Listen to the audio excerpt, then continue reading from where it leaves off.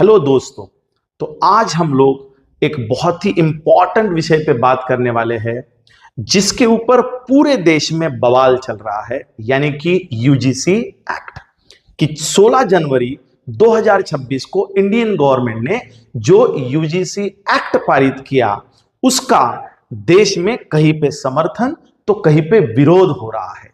2012 में पहले से ही एससी एसटी एक्ट नाम से यह एक्ट रेगुलेटेड था और पावर में था, लेकिन इसके बावजूद भी दो केसेस इंडिया में बहुत इंटरेस्टिंग हुई जिन्होंने इस एक्ट का बर्थ दिया है।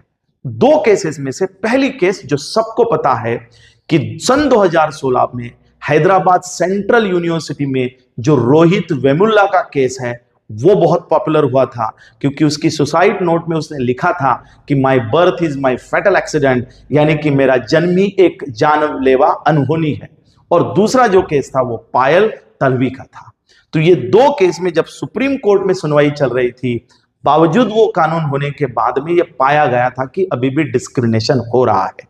तो इसी को मद्देनजर रखते हुए सुप्रीम कोर्ट ने यूजीसी को निर्देश दिए कि इसको ठीक करने के लिए आप एक सख्त से सख्त कानून बनाए, और उसी के चलते सन 2026 यानी 16 जनवरी सन 2026 में यूजीसी ने रिलीज किया है यूजीसी एक्ट, जिसका नाम है promotion of equity in higher education institutions regulation 2026।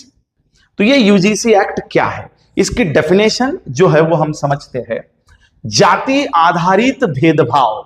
जाति आधारित भेदभाव का मतलब होगा केवल जाति के आधार पे जिसमें एससी, एसटी और ओबीसी के सदस्यों के खिलाफ किया गया भेदभाव, स्पेसिफिकली इन तीनों को इंक्लूड किया गया। सन 2012 में ओबीसी इंक्लूडेड नहीं था, वो इस 26 में डाला गया, और बवाल का कारण भी आगे स्पष्ट होगा। इसमें ये ओबीसी अहम रोल अदा करने वाला है। अब दूसरा सवाल है, इसको इंप्लीमेंट कैसे किया जाएगा।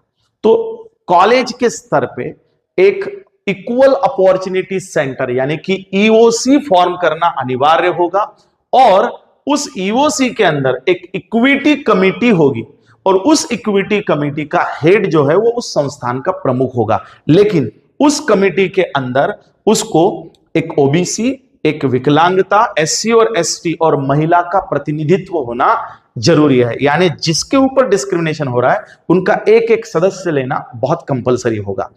ये इक्विटी कमिटी जो है हर 6 महीने में अपनी रिपोर्ट यूजीसी को सबमिट करेगी, और उसके बाद